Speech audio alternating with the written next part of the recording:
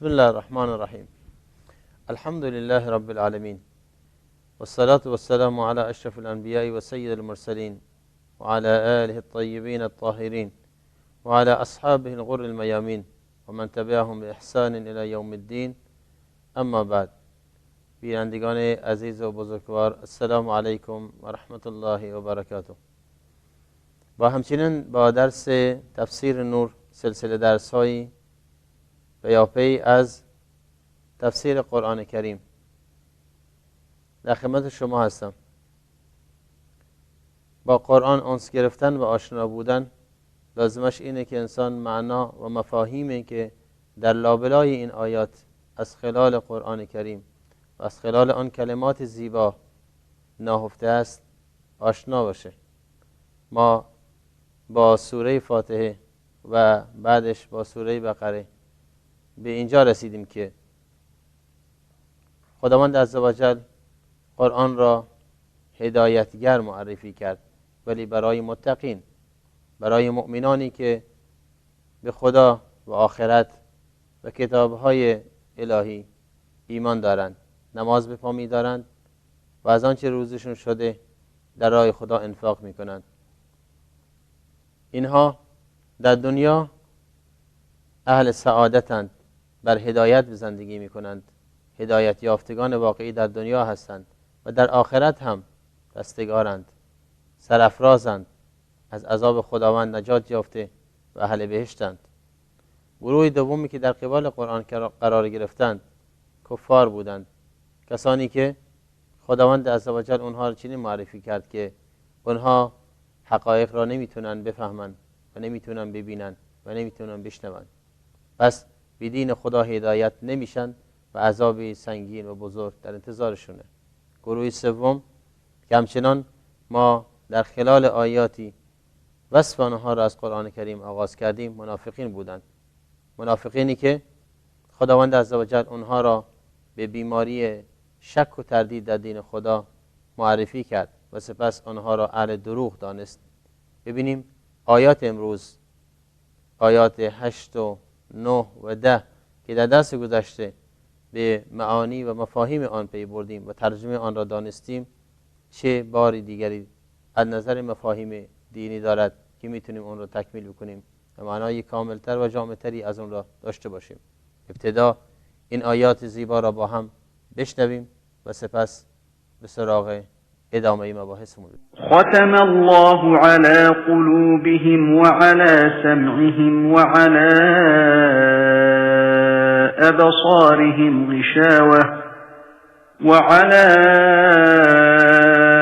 أبصارهم غشاوة ولهم عذاب عظيم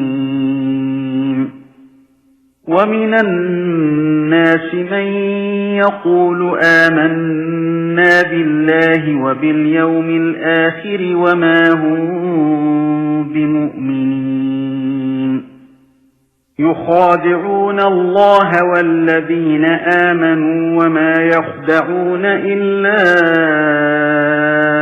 أنفسهم وما يشعرون في قلوبهم مرض فزادهم الله مرضا ولهم عذاب أليم بما كانوا يكذبون. با حول قوه الهی درس امروز را ادامه میدیم با این مبحث که خداوند عزوجل در خلال آیه 8 و 9 و 10 و همچنین 11 12 و 13 تا آخر آیه 20 منافقین را معرفی کرده. ما 3 آیه را در درس گذشته پیگیری کردیم، 8م، 9م و 10م. معانی کلماتش را دانستیم، ترجمه روان و ساده اون آیات را با هم دیگه فهمیدیم و برداشت هایی را از اون آیات با هم دیگه مرور کردیم و دانستیم که تأخیر بیان حال منافقین از دو گروه اول متقین و کفار به این جهت بود که منافقین در جامعه اسلامی به سر میبرند، در محیطی که خداوند عزوجل وحی نازل میکنه و پیامبر بزرگوارش وحی را تلاوت میکنه و مؤمنین صادق و راستقامت احکام خدا را اجرا میکنند. منافقین کسانی هستند که سعی میکنند با ظاهر خود را حفظ کنند، منافع خودشون را داشته باشند، با دوستان قدیمیشون که اهل کفر یا اهل کتاب بودند همچنان ارتباط خودشون برقرار باشه و از اون جهت مصالح خودشون را حفظ کرده باشند. و از طرف دیگر اگر که دشمنان دین خدا اطلاعاتی بخوان از جامعه اسلامی راحت بهشون برسونند و اگر در این زمینه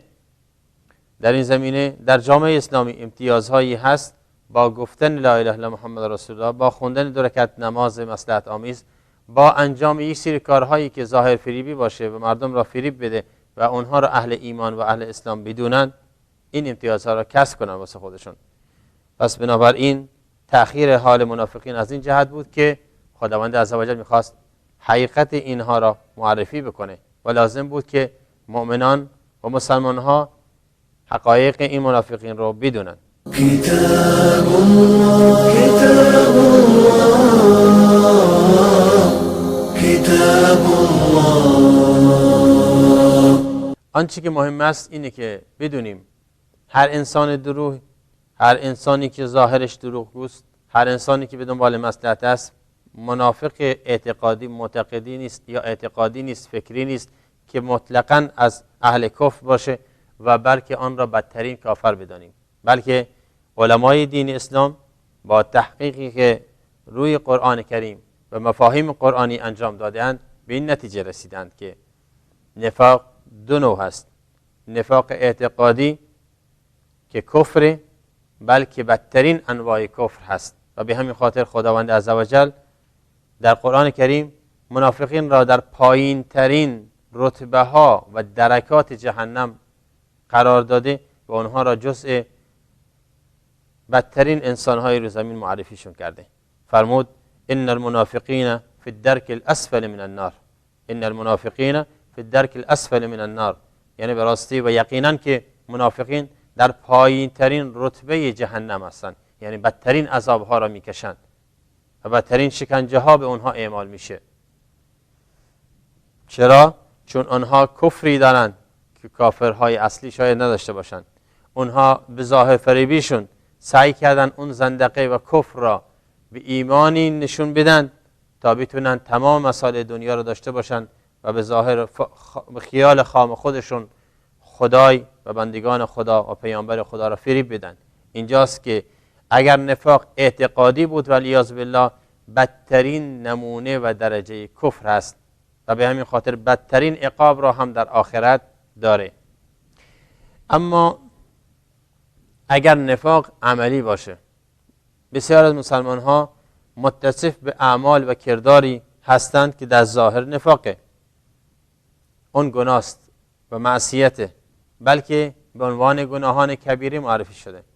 در حدیث میخوانیم که در روایت میخوانیم از رسول خدا صلی الله علیه و سلم که فرمودند آیت المنافق 3، نشانه های منافق 3 تاست. در روایت دیگه اومده که آیت المنافق 4، 4 تا از نشانه های منافقه. اینها چیا هستن؟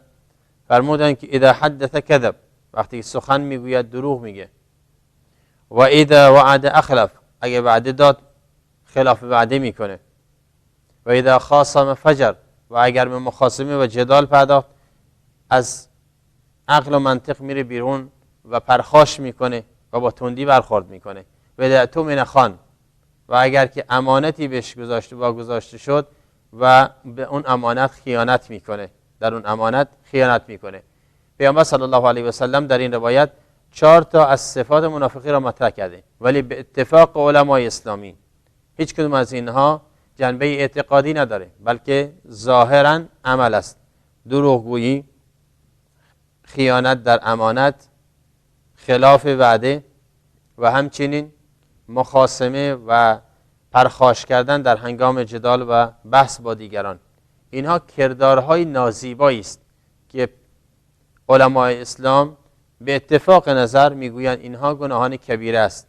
و گناهان کبیره یعنی این که خداوند این کارها را اصلا دوست نداره، بلکه برعکس اگر که صاحبش و مرتکب اون کار توبه نکنه مؤاخذه میشه و باید هرچی سریعتر از اون گناه دست بکشه، از اون گناه باید بر بگرده، توبه بکنه و جبران بکنه اون کار را با یک کار نیک که خداوند وعده داده است کسی که گناهان را یا سیئات را با یک کار نیکی پی بگیره، آن نیکی ها همانند پاکنی هستند که گناهان را از محو میکنن و از بین میبرن. ان الحسنات یذهبن السیئات، نیکی ها گناهان را پاک میکنه، از بین میبره. و در روایت از رسول اکرم صلی الله علیه وسلم آمده است که ایشون فرمود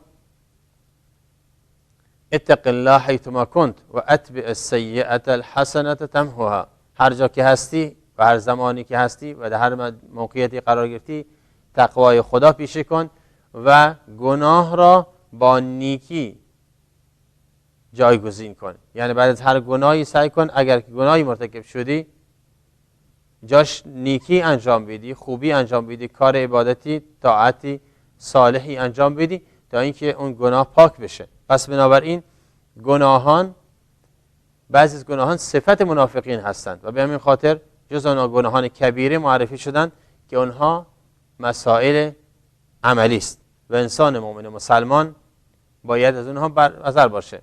و ما میگیم که در مورد نفاق اعتقادی، در مورد نفاقی که اعتقادی باشه، اونجا بدترین انواع کفر و کسی که مرتکب این نوع نفاق بشه از دایره اسلام خارجه، هرچند که در ظاهر حکم اسلام برش اجرا میشه.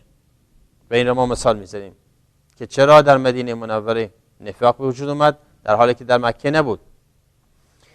اما اگر نفاق عملی بود، ما حق نداریم به اون برادر مسلمانمون که کاری منافقانه در ظاهر انجام بده بهش بگیم یا منافق، بلکه باید بهش بگیم که شما مرتکب گناه کبیره شدی که باید از اون گناه توبه کنی و باز بگردی. و صاحب گناه کبیره با کفر فرق زیادی داره. ما مسلمان ها معتقدیم که اگر کسی مرتکب گناه کبیره بشه در روز قیامت تحت خواست و مشیت الهی است. یعنی چه؟ یعنی اگر خداوند خواست این انسان گناهکار را با عفو و کرم و لطف و عنایت و رحمت بیکرانش ببخشه، هیچ کس مانع نمیتونه باشه، اون را میبخشه و وارد بهشتش میکنه. و اگر بخواد با عدل و انصاف باش برخورد بکنه، چیکار میکنه؟ اون را به اندازه گناهش کیفر میده در جهنم و سپس به خاطر ایمانش و توحیدش و طاعت و بندگیش بیرونش میاره، دوباره وارد بهشت میشه. پس بنابراین نفاق دو نمونه است، اعتقادی هست، عملی هم هست. اعتقادی که انسان در اصل زندیق هست، ملحد هست و کفر را در قلب خودش پرورش داده ولی میخواد ظاهر سازی بکنه، این بدترین انواع کفره. ولی اگر که در ظاهر انسان مرتکب کارهایی بشه که منافقانه باشد، حق نداریم به برادر مسلمانمون لفظ منافق اطلاق بکنیم، بهش بگیم شما منافق هستید، بلکه بهش بگیم شما گناهکارید، از این کارتون توبه کنید تا اینکه خداوند در جهنم شما را عذاب نده. كتاب الله كتاب الله كتاب الله. اسباب نفاق.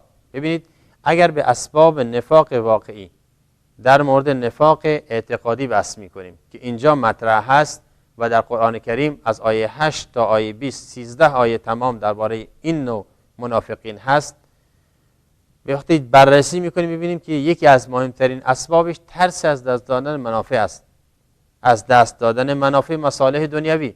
بسیاری به خاطر اینکه منافع خودشون رو حفظ بکنن اومدن چیکار کردن؟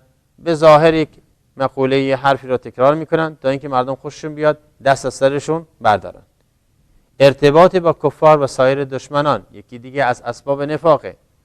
وقتی میبینیم در جامعه مدینه بزرگان اوس و خزرج کسانی بودند که هم با یهودیان در مدینه، قبایل یهودی بودند که در مدینه مستقر بودند و اتفاقا تجارت و اقتصاد هم دست اونها بود. با اینها هم پیمان بودن، از اونها میخوردن، با اونها مصالح اقتصادی مشترک داشتن. همچنان که با دشمنان اسلامیشون در مکه قریشی ها هم پیمان بودن و بین اینها یک سری مصالح مشترک وجود داشت. اینها سعی میکردن این سری ارتباط ها را زیر تا زیر حفظ کنن به دور از چشم پیامبر و مسلمان ها. اینجا بود که این یکی هم از اسباب نفاق بود. اونا میخواستن اون دوست ها را داشته باشن و در ضمن در جامعه اسلامی هم زندگی کنن. فرار از مسئولیت های جامعه اسلامی. خیلی از مسلمان هایی که در مدینه زندگی میکردن میبایست مسئولیت ها را بپذیرند. این مسئولیت ها این بود که مثلا تعهداتی نسبت به فقرا داشته باشند.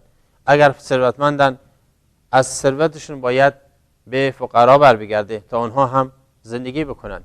اگر جهاد میشد میبایست که هزینه کنند واسه تهیه لشکر و تجهیزات جنگی. اگر که الی آخره مسئولیت های اجتماعی که در جامعه اسلامی در مدینه منوره و امثال اون هست، میبینیم که فرار از این مسئولیت ها، خودشون سعی میکردن ظاهری بگن ولی بهانه های واهی خودشون رو از مسئولیت خارج بکنن. رسیدن به امتیازهای ممکن از دولت اسلامی.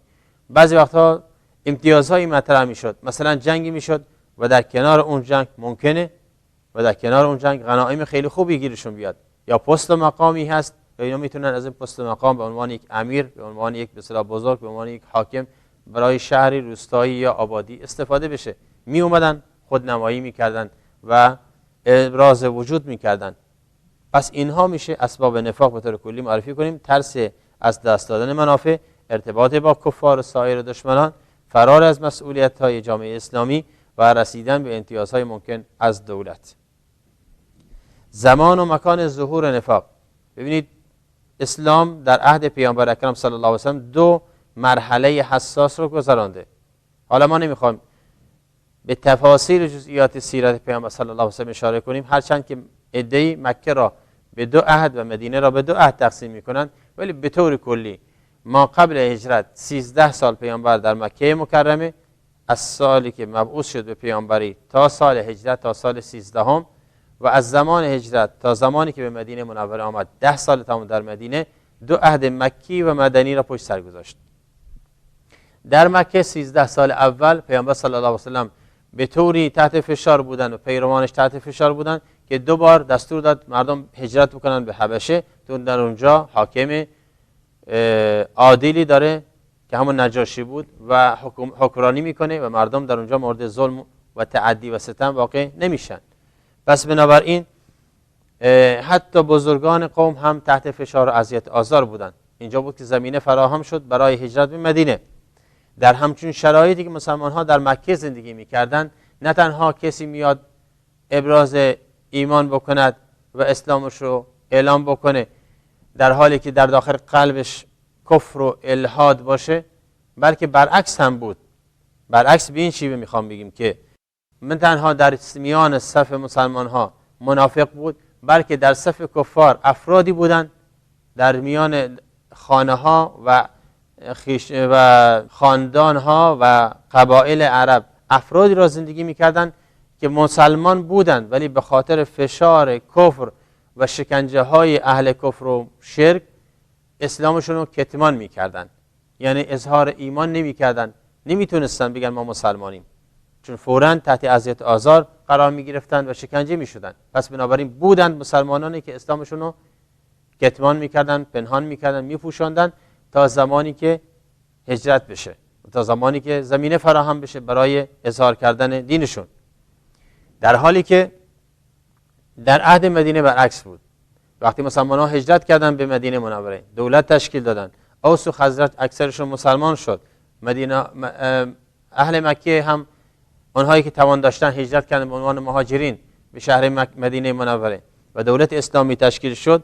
اونجا دیگه قدرت از آن اسلام بود و حاکم مسلمانشون پیامبر بود و دولت اسلامی اجازه نمیداد کسی در اونجا بر علیه اسلام حرکت بکنه. اینجا بود که هر کس میخواست در همچون جامعه زندگی بکنه میبایست خودش رو وفق بده و این بود از اسباب ظهور نفاق در مدینه منوره. پس به علت این که در جامعه مدینه منوره جامعه بود که سلطه و قدرت و اقتدار به دست مسلمان ها بود، دیگه آن کسانی که احساس ضعف کردند و نمیتونستن حقایق کفرشون برملا بکنن تو لاک اسلام می اومدن پشت سر پیامبر، بعضی وقت نماز میخوندن ولی قرآن از اونها گفته ولا یأتون الصلاة الا وهم کسالا، یعنی به نماز نمیان مگر از روی تنبلی، آخر صف میاد، آخر وقت میاد. و همچنین وقتی به جهاد ندا داده میشه سعی میکنن به یک بهانه های وایی، من مریضم، من نمیدونم کار و زندگی دارم، من فلانم، شانه خالی کنند. وقتی بهشون میگید صدقه بدید، با هزار بهانه از صدقه دادن و انفاق کردن در راه خدا سرباز بزنن و به بخیلی رو بیارن. اینجا بود که عهد و زمانه ظهور النفاق در مدینه منوره بود، نه در مکه. و این را هم بگیم که مسئله این نیست که اهل مدینه، اونهایی که انصار بودند، منافق بودند. هرگز اینطور نیست، بلکه خداوند عزوجل انصار را که اهل مدینه بودند بهترین پیروان پیامبر معرفی کرده. در سوره حشر میخوانیم والذین تبوأوا الدار والایمان من قبلهم یحبون من هاجر الیهم ولا یجدون فی صدورهم حاجة مما اوتوا ويؤثرون على انفسهم ولو كان بهم خصاصة ومن یوق شح نفسه فاولئک هم المفلحون.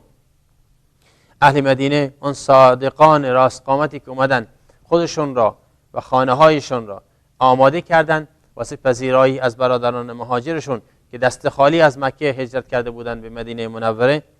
اینها کسانی بودند که یؤثرون علی انفسهم ولو کان بهم خصاصه، یعنی بر برادران دینیشون رو بر خودشون ترجیح میدادن، ایثار میدادن، با اینکه خودشون نیازمند اون چی بودن، آن امکاناتی بودن که در اختیار داشتن، ولی با دست باز و با خیال راحت امکاناتی که داشتن در اختیار برادران مهاجرشون قرار میدادن. و خداوند از اونها چنین تمجید کرد که اولئک هم مفلحون، اینها واقعا انسانهایی هستند که رستگاری آخرت را واسه خودشون با اون سعی صدر، با اون بذل و بخشش در راه خدا خریدن. پس بنابراین اهل مدینه عمدهشون انصار و پیروان واقعی پیامبر اکرم صلی الله علیه و سلم بودند. به همین خاطر در روایت میخوانیم که پیامبر فرمودند حب الآیة الایمان حب الانصار. هر کی میخواد ایمانش رو تجربه کنه ببینی واقعا انصار را دوست داره یا دوست نداره. و به همین خاطر زمانی که مکه فتح شد و انصار یعنی اهل مدینه احساس کردند که شاید پیامبر در مکه بماند، ناراحت شدند. ولی پیامبر فرمودند والله اگر همه مردم، سوگند به خدا، اگر همه مردم به یک سمت برند، در یک جا زندگی کنند، من راهی میرم که انصار رفته. یعنی خیالتون جمع باشه، همینطور که از من پذیرایی کردید و مرا در میان خودتون جا دادید و با من به نصرت دین خدا قیام کردید، من هرگز مدینه را رها نخواهم کرد. با ایشون برگشت به مدینه منوره و چند سال دیگه که زنده بودند در کنار انصار در مدینه منوره زندگی کردند. درس ها و نکات آموزنده ای که ما از این سه آیه داریم، آیه 8 و 9 و 10 که خداوند عزوجل در آن منافقین را چنین معرفی کرد که بعضی از مردم هستند که به زبان میگویند ما ایمان آورده ایم و ان الناس من یقول آمنا بالله و بالیوم الاخر، به خدا و آخرت ایمان آوردیم و ما هم بمؤمنین، اینها مؤمن نیستند، ایمان نیاوردند، دروغ میگن. یخادعون الله فی والذین آمنوا و ما یخدعون الا انفسهم و ما یشعرون، اینها کسانی هستند که میخوان ظاهر فریبی کنند، خدا و رسول را فریب بدن، در حالی که میدونند که جز خودشون کسی دیگر را فریب نمیدن و اینها احساس و شعور این حقیقت را ندارند. خداوند عزوجل فرمود که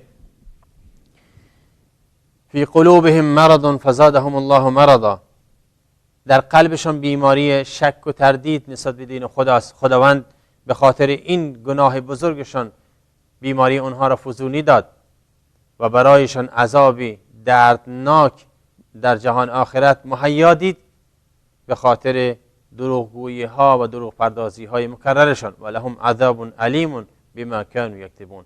این سه آیه که در درس گذشته به تفصیلات اون اشاره کردیم نکات آموزنده جالبی داره. یک، تعداد کم منافقین با اینکه هستند در میان مردم ولی همیشه اندکند.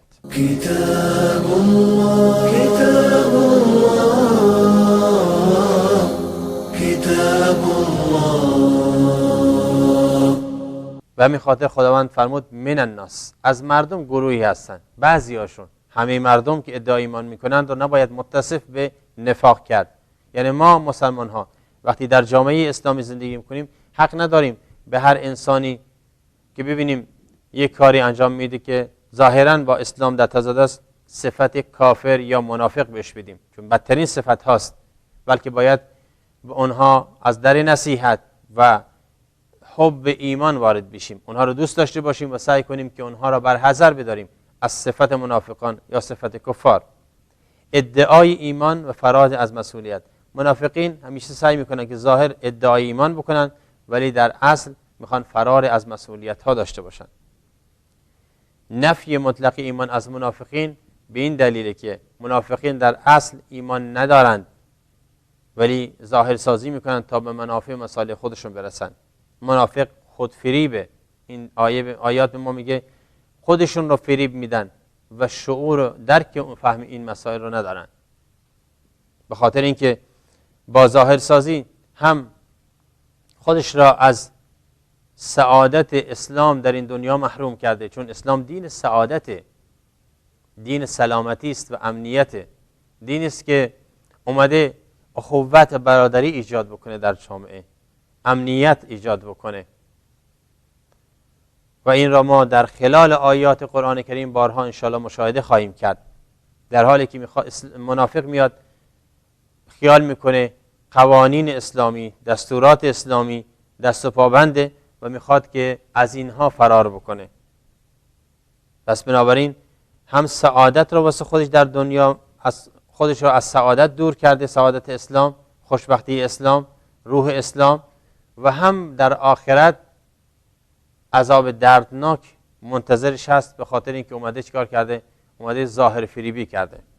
منافق کودن و بیشعوره، به همین خاطر سعی میکند که همیشه دور از انظار مردم زندگی کنه، چون در یک اضطراب و در یک حیرت و وحشتی داره به سر میبره، میترسه هر لحظه دستش رو بشه و مشکلاتش در جامعه مطرح بشه. شک و تردید در دین بدترین معصیته.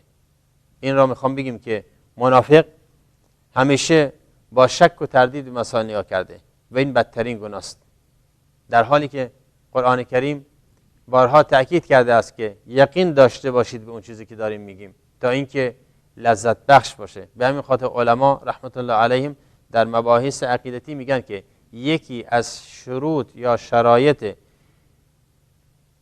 صدق مدعای شهاده لا اله الا الله محمد رسول الله اینه که انسان یقین داشته باشه به مبدا.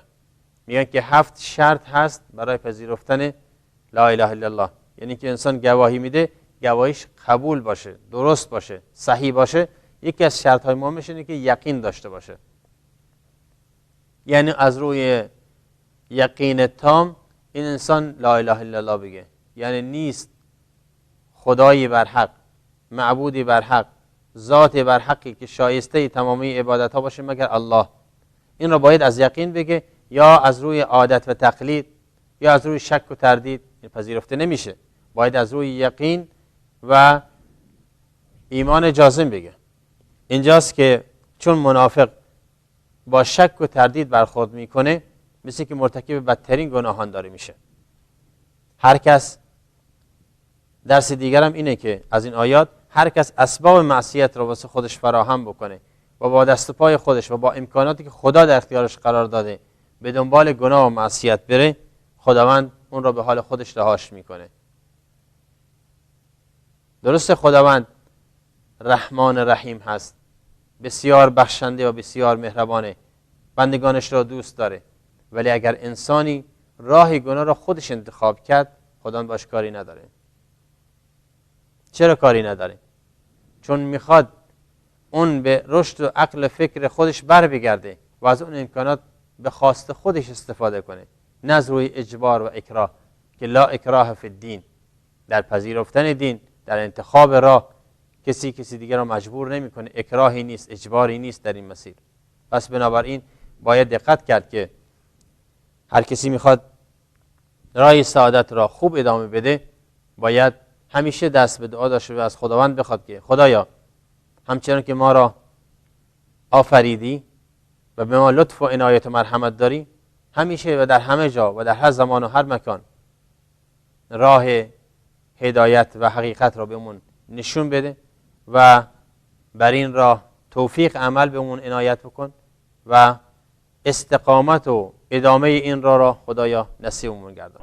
إن هذا القرآن يهدي للتي هي أقوم ويبشر المؤمنين الذين يعملون الصالحات أن لهم أجرا كبيرا.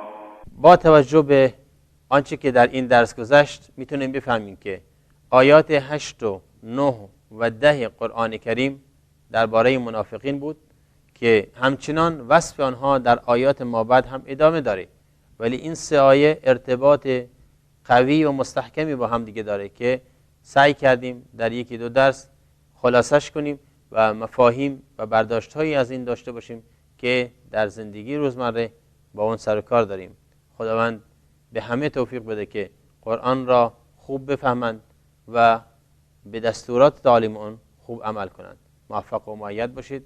السلام علیکم و رحمت الله و برکاته. كتاب الله كتاب الله كتاب الله